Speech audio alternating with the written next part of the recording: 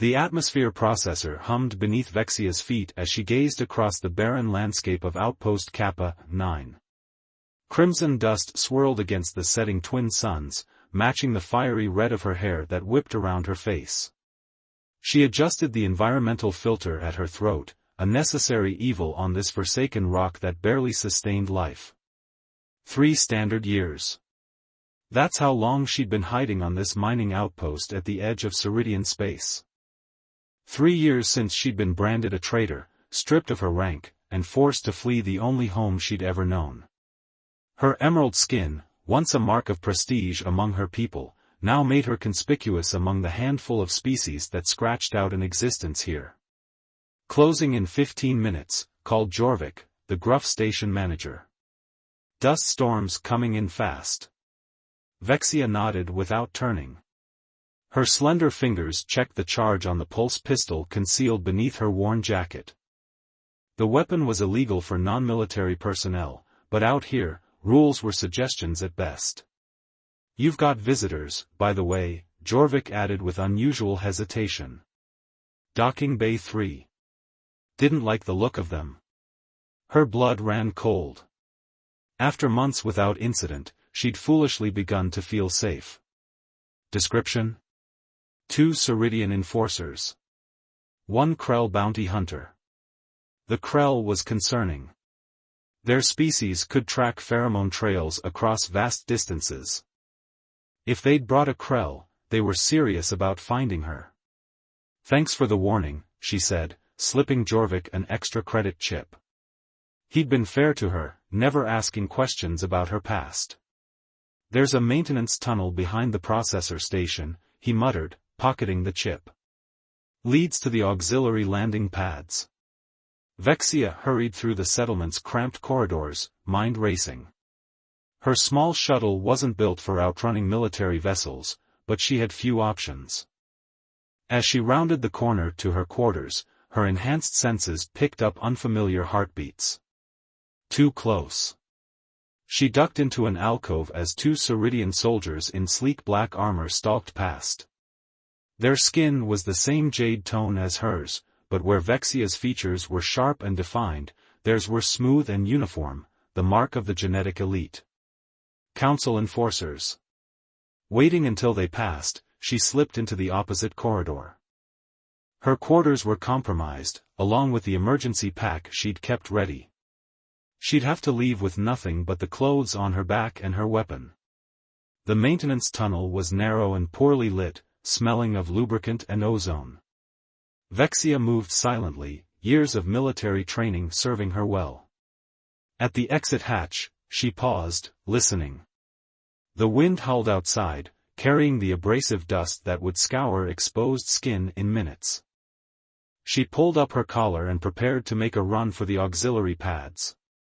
The moment she pushed open the hatch, a massive figure blocked her path, the unmistakable hulking form of a Krell bounty hunter. Vexia and Artholian, it rumbled in its guttural language. By order of the Ceridian High Council, you are to be returned for execution. She raised her pulse pistol, but 2 more figures appeared behind the Krell, the enforcers she'd evaded earlier. They had anticipated her escape route. The Council offers no clemency to traitors, said the taller enforcer, voice distorted through his helmet. Surrender now and your death will be quick. I'm not the traitor, Vexia snarled, backing away. 3 against 1. Terrible odds, but she'd survived worse. A new voice cut through the standoff. Looks like I arrived just in time for the party. All heads turned toward the human male leaning casually against a nearby freight container. Tall and broad-shouldered, with dark skin and observant brown eyes, he appeared unarmed but dangerously at ease. This doesn't concern you, human, the enforcer snapped. Well, that's where you're wrong. The man straightened, his relaxed demeanor shifting subtly. The lady and I have business to discuss, and your interruption is costing me credits. Vexia stared at the stranger, confusion mingling with suspicion. She'd never seen this human before, yet he was inserting himself into a lethal situation. Marcus Blackwood, he said with a slight nod to Vexia. Your ride's waiting, if you're still interested. The Krell roared and lunged toward the human. What happened next unfolded in seconds. Marcus moved with unexpected speed, a concealed weapon appearing in his hand. The enforcers raised their rifles, but Vexia was already firing, years of combat instinct taking over. In the chaos that followed, she found herself running alongside the human stranger toward a sleek ship unlike any trader vessel she'd seen before. "Who are you?" she demanded as they raced up the boarding ramp. Marcus flashed a crooked smile that didn't reach his wary eyes. "Right now? I'm the only friend you've got." The ship lurched into hyperspace, leaving the dusty outpost and its pursuers far behind. Vexia steadied herself against the bulkhead, pulse pistol still trained on the human who had inexplicably come to her aid. Marcus Blackwood moved with practiced efficiency around the cockpit, seemingly unbothered by the weapon pointed at his back. "You can lower that," he said without turning. "If I wanted to hand you over to the Ceridians, I wouldn't have shot a Krell bounty hunter to get you out."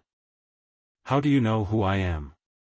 Vexia demanded, keeping the pistol level. "What do you want from me?" Marcus swiveled in the pilot's chair, facing her directly. His dark eyes assessed her with an intelligence that belied his casual demeanor. "Your reputation precedes you, Commander Vexia Nar Tholian. Former Special Tactics Officer of the Ceridian Elite Guard, decorated war hero, and now the most wanted fugitive in 3 systems." He gestured to the empty co-pilot seat. "As for what I want, let's just say we have mutual interests." Vexia remained standing, her crimson hair framing her face like a battle halo. "I don't have mutual interests with humans. Or anyone else.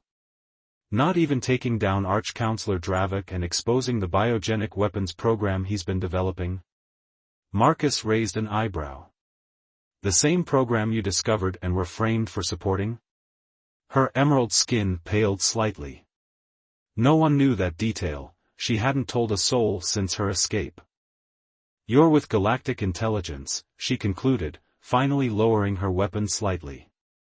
"Independent contractor," he corrected. "Let's say I work for people who benefit from political stability in this sector. And a corrupt Ceridian council with illegal bioweapons doesn't exactly promote stability." The ship's engines hummed soothingly as Vexia finally took the offered seat, though she kept the pistol in her lap. Up close, she could see the faint scars that marked Marcus's face and hands, a man who'd seen combat, not just some corporate spy. "You risked your life for a mission," she said flatly.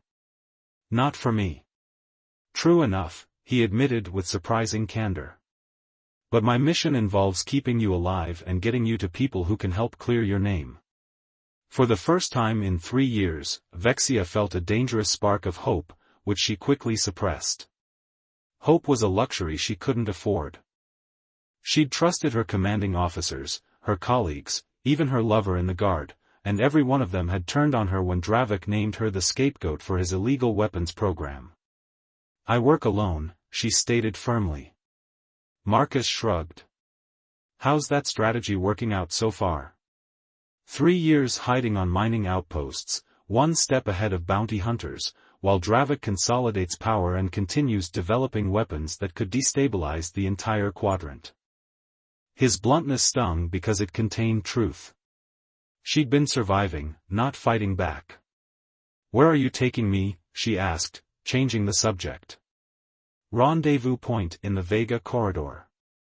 After that, it depends on what my contacts discover." He gestured to a door across the cabin. "There's a med station through there if you need it, and quarters down the hall. This isn't a military vessel, but it's comfortable enough." Vexia stood, suddenly aware of the exhaustion weighing on her limbs. "This ship is too advanced for a civilian contractor." "I never said I was a civilian," Marcus replied with a half-smile.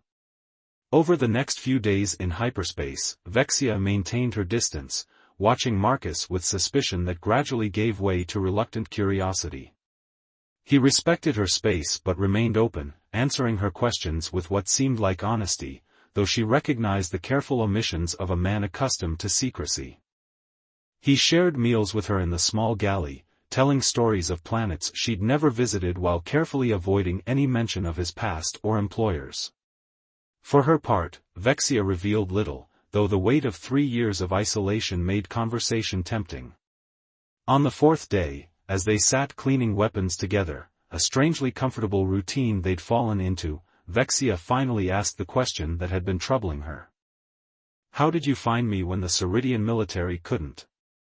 Marcus paused, his hand stilling on the disassembled pulse rifle. "They weren't really looking for you. Not until recently." "Explain." "Dravik wanted you discredited, not captured. A martyr can become a symbol. But now he needs your execution to cover his tracks." Marcus reassembled the rifle with practiced movements. "And I found you because you weren't hiding from humans, only from your own kind." Vexia considered this. "What changed? Why does he suddenly need me dead?" "Because the weapon is nearly operational. And there's a faction within your government gathering evidence against him." Marcus met her gaze directly. "A faction that needs your testimony."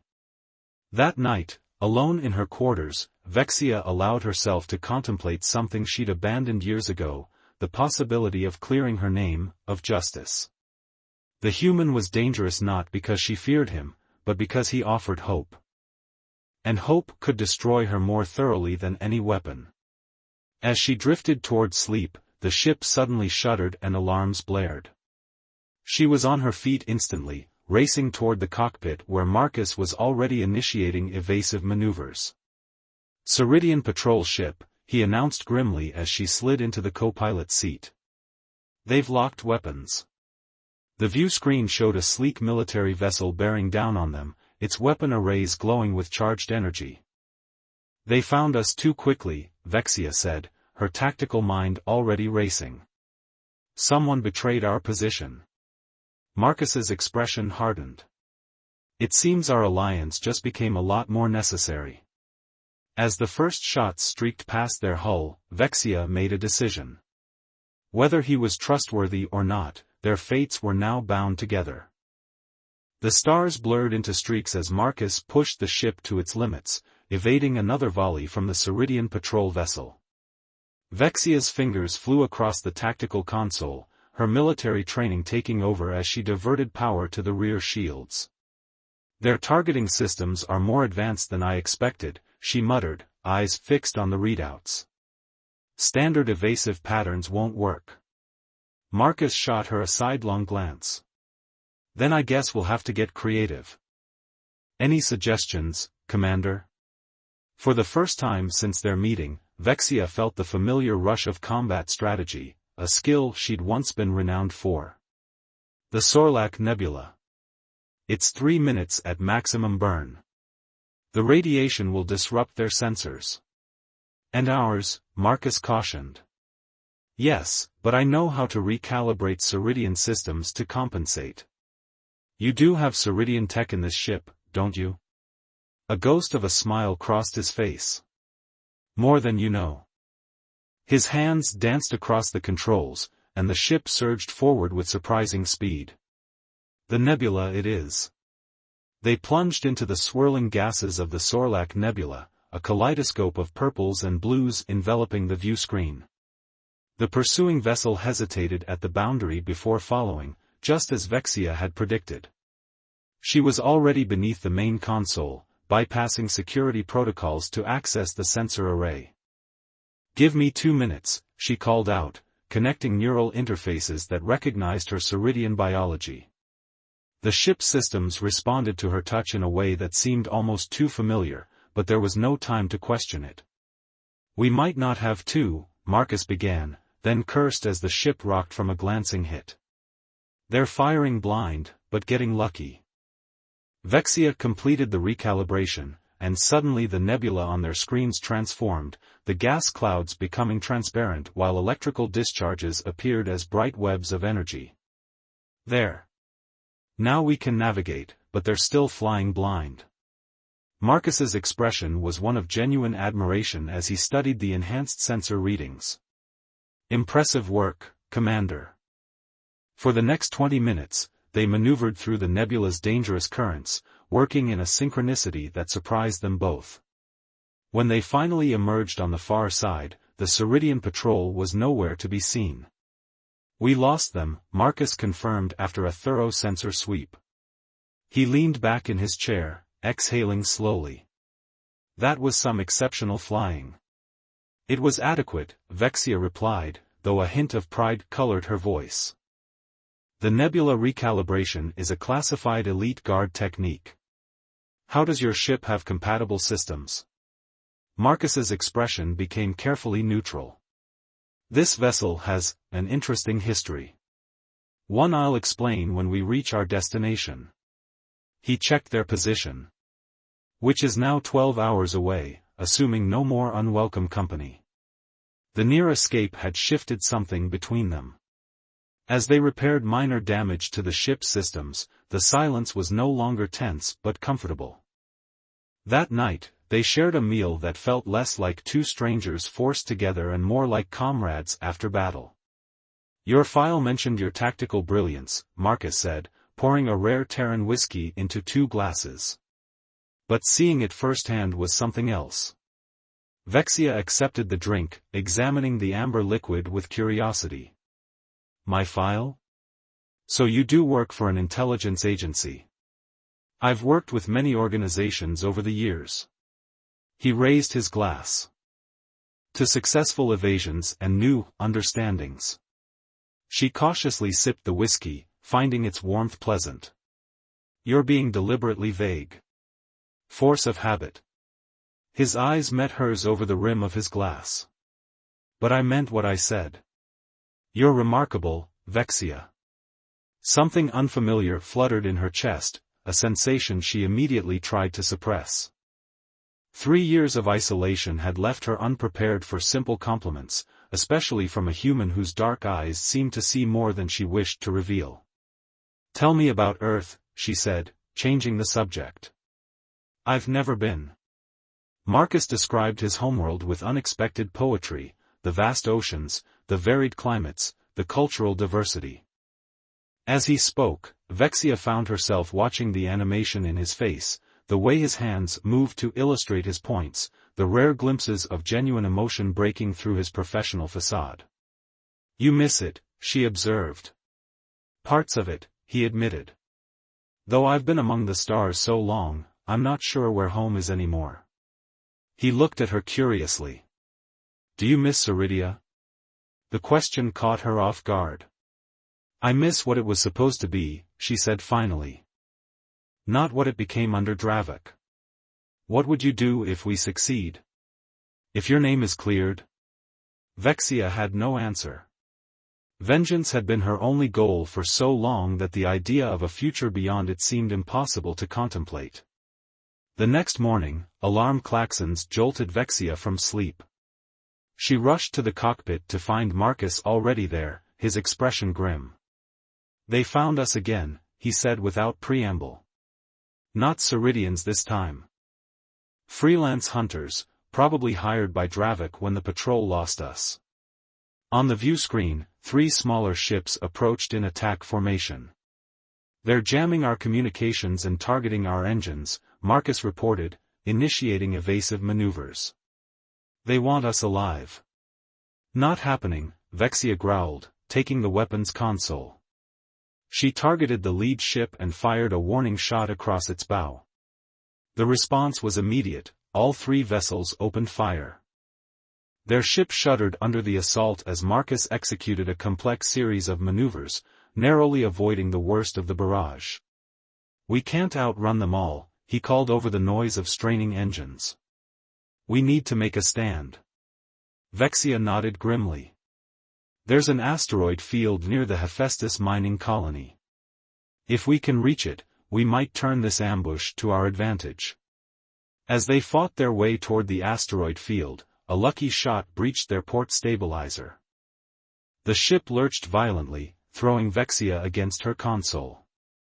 When she looked up, she saw Marcus slumped forward, blood trickling from a gash on his forehead where he'd struck the control panel. "Marcus!" She rushed to him, checking his pulse with trembling fingers. It was strong, but he was unconscious. Another hit like that and they'd both be captured, or worse. With determination born of desperation, Vexia pulled Marcus from the pilot's seat and took control. The pursuing ships closed in, sensing their advantage as she struggled to compensate for the damaged stabilizer. The asteroid field loomed ahead, a chaotic dance of spinning rocks that promised either salvation or destruction. With Marcus unconscious beside her and the bounty hunters closing in, Vexia faced a truth she could no longer deny. Somewhere in their brief, danger-filled days together, this human had become more than an ally of convenience. He had become someone she couldn't bear to lose. With newfound resolve, she plotted a course into the heart of the asteroid field, prepared to risk everything to ensure they both survived to see their mission through, together. The medical bay hummed softly as Vexia finished bandaging Marcus's head wound. His eyes fluttered open, disoriented at first, then focusing on her emerald face with recognition. "Did we make it?" he asked, voice hoarse. "We did." Vexia's tone was neutral, but relief flickered in her amber eyes. The asteroid field claimed 2 of the bounty hunters. The third retreated after I disabled their weapon systems. Marcus attempted to sit up, wincing at the movement. "You saved us. You would have done the same." She helped him into a sitting position, her touch lingering longer than necessary. "The ship sustained heavy damage. We need repairs before we can reach your rendezvous point." "How bad?" "Port stabilizer is offline. Hull breach in the cargo section, sealed but unstable. And we're leaking drive plasma." She crossed her arms. "I've set course for Helio Station. It's unaffiliated territory, no Ceridian presence." Marcus nodded slowly, processing this information. "I know someone there. An old colleague. Javier Ortega. He runs a repair dock on the outer ring. Can he be trusted?" "As much as anyone can be in our line of work." Marcus stood carefully, testing his balance. "Which means we keep our guard up." Helio Station appeared on their viewscreen 16 hours later, a sprawling, patchwork structure orbiting a ringed gas giant. Once a mining facility, it had evolved into a haven for traders, smugglers, and those seeking to disappear from official records. Their damaged ship limped into the designated repair dock, where a weathered human male with silver-streaked black hair waited. Javier Ortega's face registered surprise when he saw Marcus, quickly masked by a professional smile. "Blackwood. Didn't expect to see you in this sector." His eyes darted to Vexia, widening slightly at her distinctive appearance. "And with interesting company. We need repairs, Javier." Quickly and quietly. Marcus clasped the man's shoulder in greeting. "And a secure place to lay low while they're completed." "For you?" "Always." Javier's smile didn't reach his eyes. "The usual payment terms?" "Double it." "We're in a hurry." Javier led them through service corridors to a modest apartment in the station's residential section. "My personal quarters. No surveillance, completely secure. I'll bunk with my crew until your ship's ready." After he left, Vexia prowled the perimeter of the room, checking for hidden monitoring devices. "I don't trust him," she stated flatly. "Smart." Marcus lowered himself gingerly onto a chair. "Neither do I. But we don't have many options. I noticed he didn't ask what happened to your ship. Or why you're traveling with a wanted Ceridian. Javier makes it a policy not to ask questions he doesn't want to know the answers to." Marcus rubbed his temples. "Still, we should take turns sleeping. 4-hour rotations." For 2 days, they existed in tense anticipation. Javier reported steady progress on the repairs while they remained confined to the small apartment. The forced proximity changed something between them, conversations grew deeper, silences more comfortable. During one such quiet moment, as they shared a simple meal, Marcus's communication device chirped. "Update from my contacts," he said, scanning the encrypted message. "They've acquired evidence linking Dravik to the weapons program. With your testimony, they believe they can force a council vote to remove him." Vexia's heart raced at the prospect. "When?" "3 days.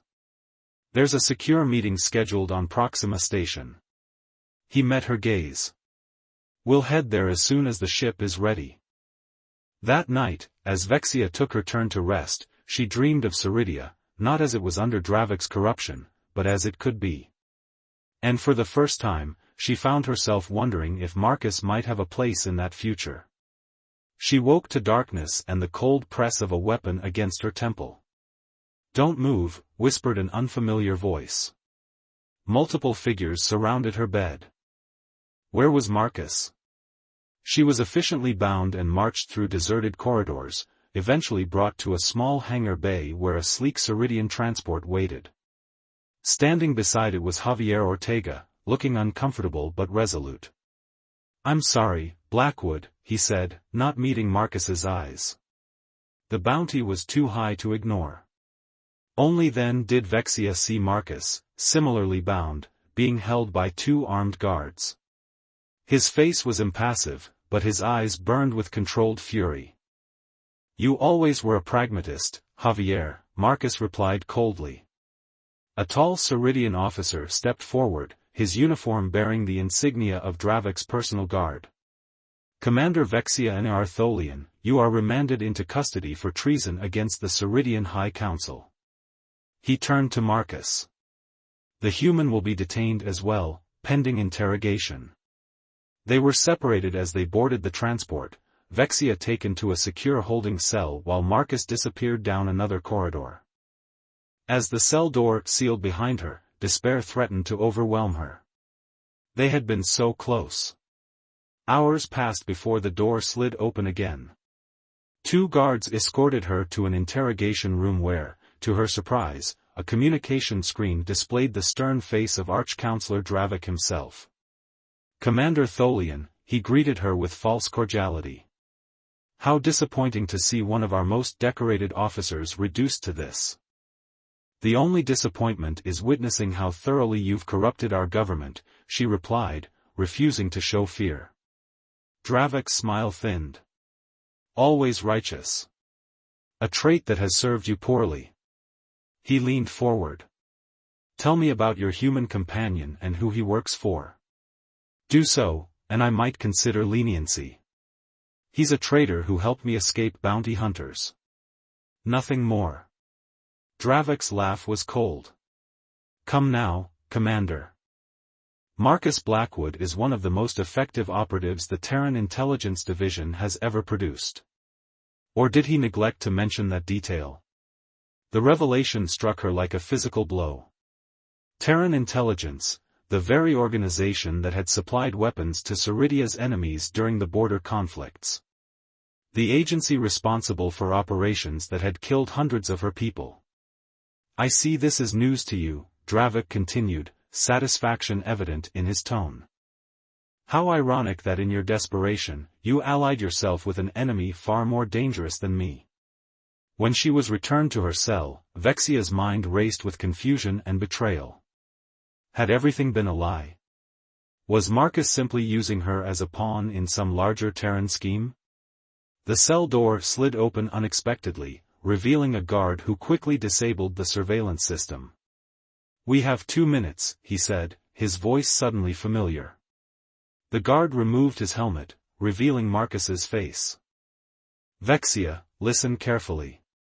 There's no time to explain everything, but yes, I worked for Terran Intelligence, past tense.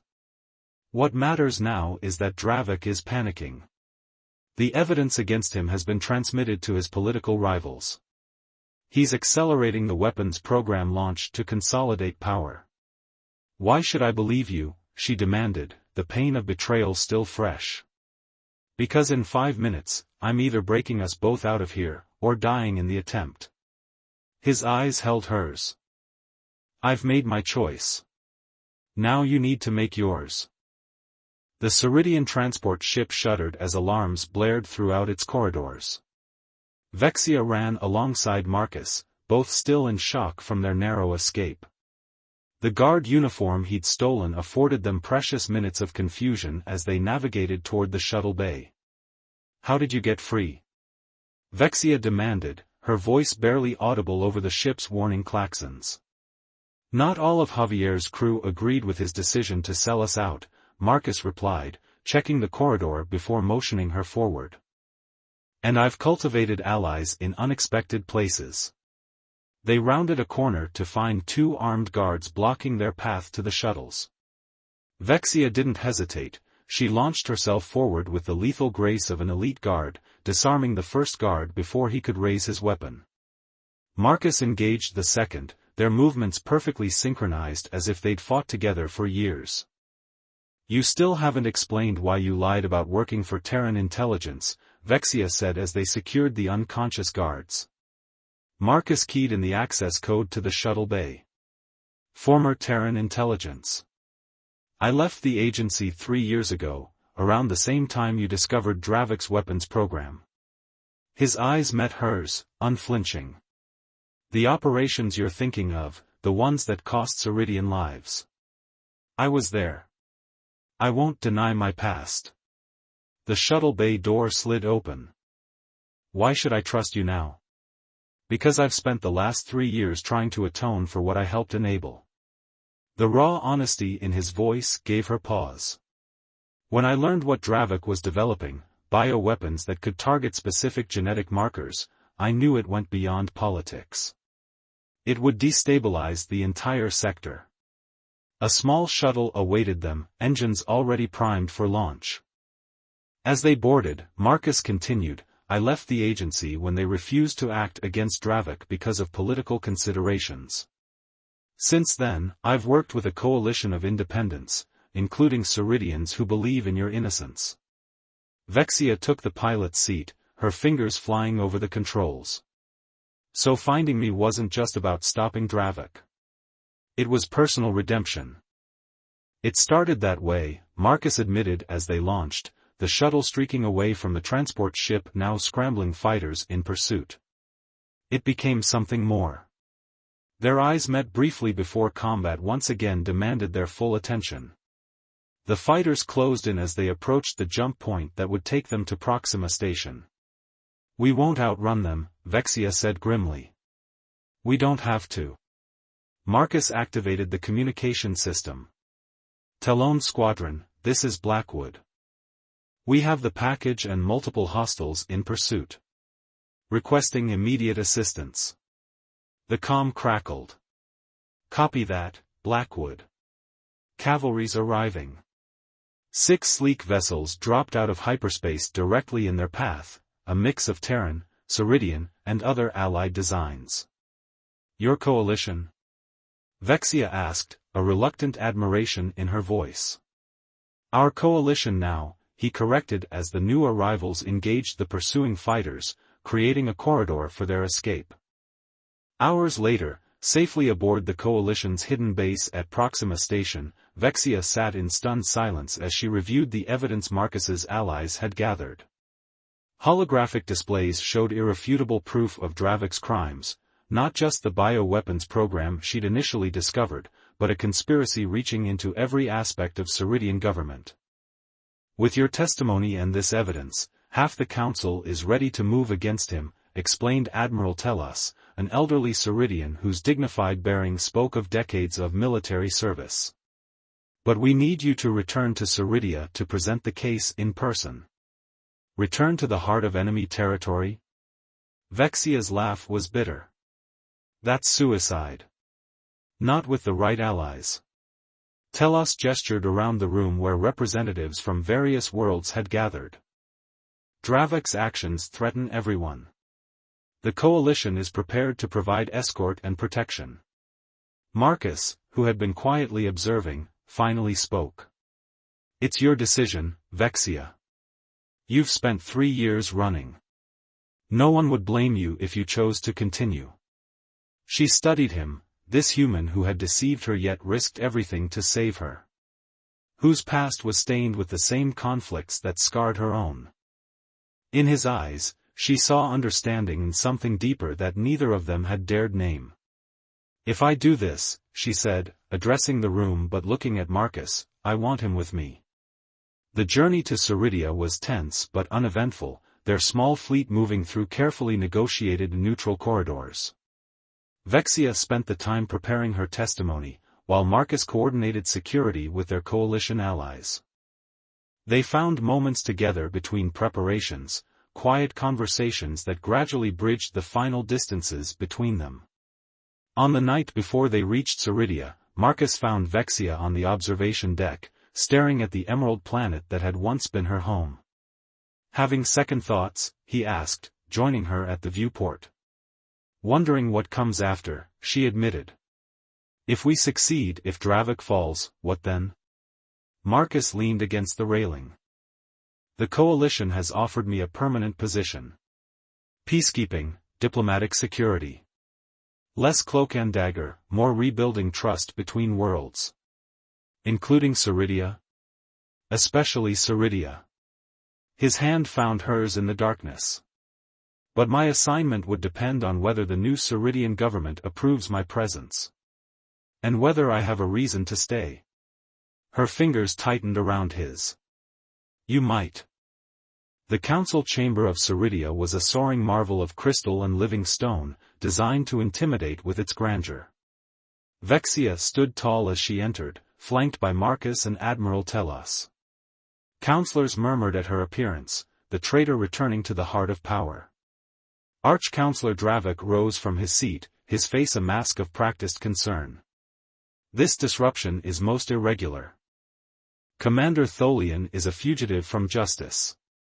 She is here to present evidence of crimes against the Ceridian people and multiple allied worlds," Telos interrupted, his authoritative voice silencing the chamber. "By ancient right of petition, she cannot be detained until her testimony is complete." What followed was a methodical dismantling of Dravik's carefully constructed facade. For 3 hours, Vexia presented evidence, her clear voice never wavering as she revealed the full extent of the conspiracy. Security forces loyal to Telos prevented Dravik supporters from interfering as council members reacted with growing horror to the revelations. When she finished, the chamber erupted in chaos. Dravik, seeing his power crumbling, made a desperate move, signaling to hidden operatives who emerged with weapons drawn. "The council is relieved of duty," he announced coldly. "For the security of Ceridia, I am assuming emergency powers." What Dravik hadn't anticipated was the coalition forces strategically positioned throughout the chamber. As his operatives moved, they found themselves outmaneuvered and outnumbered. "The only emergency," Marcus called out, stepping protectively in front of Vexia, "is the threat you pose to peace in this sector." The standoff was brief but intense. When one of Dravik's loyalists fired at Vexia, Marcus pushed her down, taking a grazing hit to his shoulder. The response from coalition forces was immediate. Dravik and his supporters were disarmed and detained within moments. "You're bleeding," Vexia said as the medical team approached. Marcus smiled through the pain. "Worth it." The following weeks brought sweeping changes to Ceridia. An interim government was formed, with Admiral Telos serving as temporary head of state. Dravik and his conspirators faced public trials, their crimes exposed to the full light of day. The bioweapons program was dismantled under international supervision. And through it all, Vexia found herself increasingly drawn to the rebuilt diplomatic wing where Marcus worked with the coalition team, establishing new security protocols between worlds that had long been adversaries. On the eve of the Council's formal offer to reinstate her military rank, Vexia found Marcus in the gardens of the diplomatic quarter, watching the twin moons rise over the capital city. "They want me back in the elite guard," she said without preamble. "Command position, full reinstatement of rank and privileges. Congratulations." His smile was genuine but tinged with something like regret. "You've earned it. Your name is not just cleared, you're a hero to your people." And the coalition offered you a permanent posting here as liaison. I haven't accepted yet. He turned to face her fully. I wanted to know your plans first. Vexia stepped closer, the crimson strands of her hair catching the moonlight. I stood alone against my enemies for 3 years, Marcus. I survived, but I accomplished nothing. Then a human stepped in, a human with his own complicated past and his own path to redemption, and together we changed everything. Her emerald fingers reached up to trace the fading scar on his temple, a remnant of their escape through the asteroid field. I've requested a special assignment with the new diplomatic security force. Working directly with the coalition liaison. Understanding dawned in his eyes. Is that what you want? What I want, she said, closing the distance between them, is to never stand alone again. Their lips met beneath the Ceridian moons, green skin against brown, their bodies fitting together as perfectly as their complementary skills in battle. Two former enemies who had found in each other not just allies, but something deeper, the promise of healing, of purpose, and of a love that transcended the boundaries of worlds. Later that night, in the privacy of Vexia's quarters, their passion finally found physical expression, tender exploration giving way to intense desire as they discovered each other fully. Her alien physiology responded to his touch with unexpected sensitivity, while he marveled at the luminescent patterns that appeared on her skin in moments of pleasure. I never thought I'd find home in the arms of a human, Vexia whispered as they lay entwined afterward, her head resting on his chest. Marcus smiled, fingers tracing the fading patterns on her emerald skin. And I never thought redemption would have red hair and the most beautiful green skin in the galaxy. Beyond her window, the first light of morning touched the spires of the capital city. A new day for Ceridia, for the coalition, and for two former enemies who had discovered that the greatest victory wasn't standing alone against adversity, but finding someone to stand beside.